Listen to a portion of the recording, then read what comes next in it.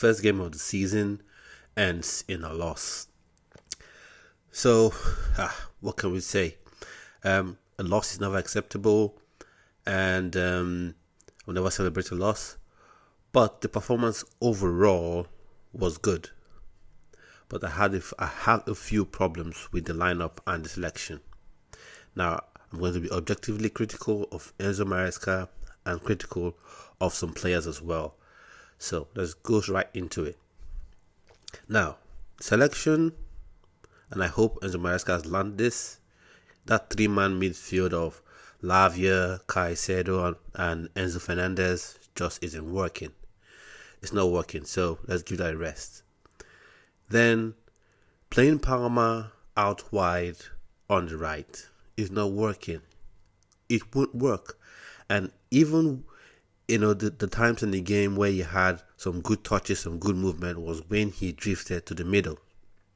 When he drifted to the middle, that's when he had some sort of, joy in the game. So, Palma playing out wide, it's not going to work. Nkunku isn't a winger to give you width.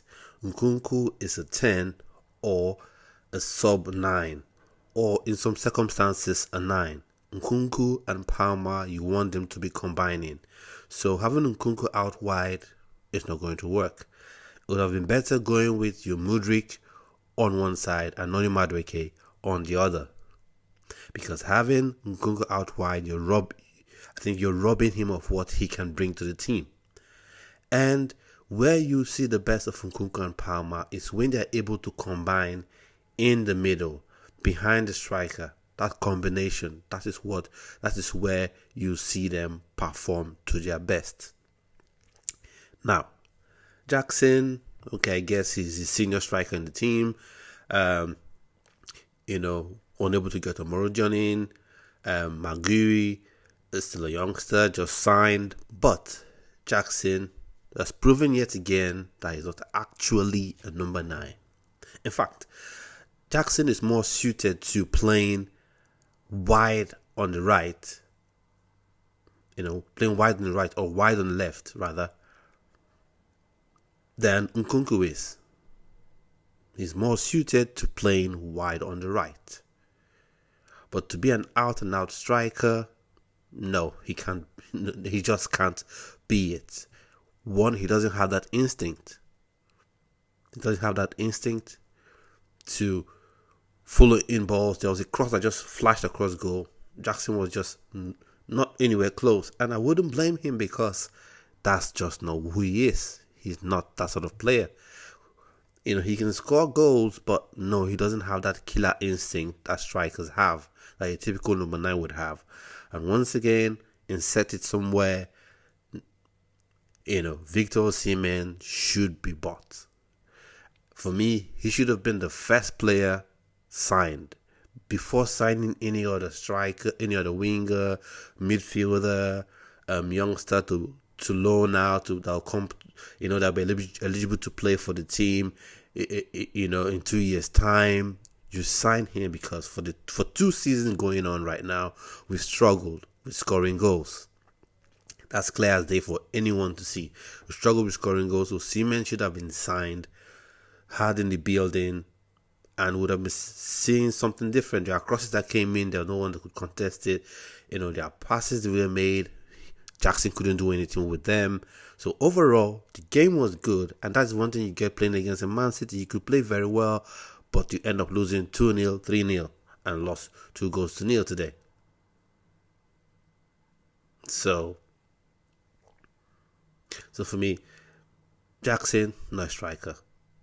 I prefer to play him out wide or have Magui in the in that 9 position. I hope by the next game, at least by the next Premier League game, we've signed Victor Osimhen. Now, when you bring in João Felix, it's still the same thing. He's a combination player that has to combine with Nkunku or Palma behind the striker. Then moving away from the attack and going on to the defense. Now, for me, Malo Gusto is a brilliant player, an excellent player. But you need to give him cover And by cover, I mean you need to give him an actual winger that would run down the flanks and also help him defend. And Cole Palmer can't do that. He doesn't have the speed to play down that flank. So he should be in the central positions. Going back again, Cole, Fofana, they were decent, not too bad. Cucurella, he was okay for the most part. He played very well, and then he got injured. So Vega came on. So that's a good, option to have to come off the bench.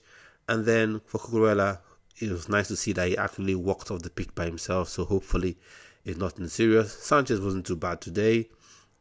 Like I said, overall, the team played well. It played well, played decently. But still the same problems reared their head, which is scoring goals, taking chances that you create.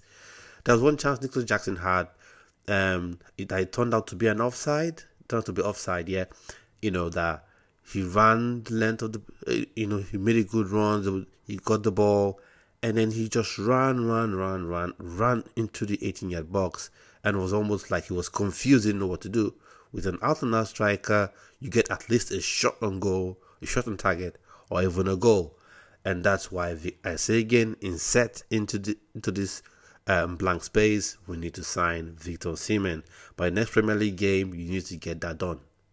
Not João Felix, not any of those other ones. You need to get that business done. Now, I can't finish this video without speaking about Anthony Taylor. Now, a lot of times people want to say it's ineptitude, it's ineptitude, he doesn't know what he's doing, how did he miss that? I think at this point we should take this a step further, because there were three penalties. Okay, there was the Diaz on Enzo, wasn't given. There was the I think Rico Lewis on Nkunku, wasn't given.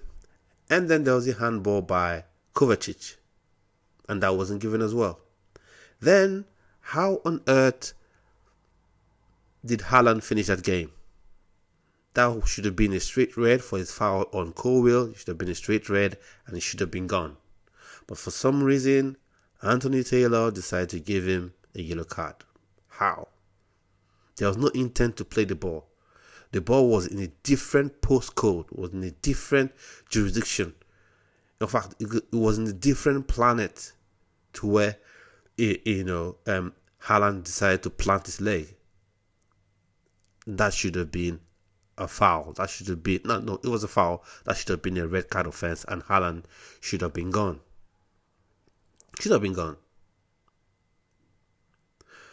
But there you have it. So people keep saying it's ineptitude. No, that's not it. And I think the FA and the Premier League, they have a lot to answer for, because I think they want to write stories. They want to have different narratives. It's part of the engagement that people are talking about the Premier League, talking about decisions. I think that's part of what they like. But for me, I think there's something more. And Anthony Taylor doesn't have a good record officiating Chelsea games. He always makes, let's just say those are mistakes and they are not anything more sinister. Why would you keep giving him those games to officiate? So my takeaway from this, overall the game was good. Overall performance, was good, but those same errors and mistakes from last season have crept up again. And now I would be remiss not to say this, which is Lavia should be in that midfield. He should be one of the first names on the team sheet. When the moment he went off, it was clear as day. So Lavia should be in there. And I know it's okay to tweak things, and I would sort of give Enzo Maresca the benefit of the doubt going into this game with respect to his selection and the formation, to say, okay, maybe because it's Man City, he set up a bit different. Okay? And play this way. But I want to see his real style of play. Because he said it during an interview. He said, Our style of play is to play with two wingers high and wide, play with two attacking players behind a striker.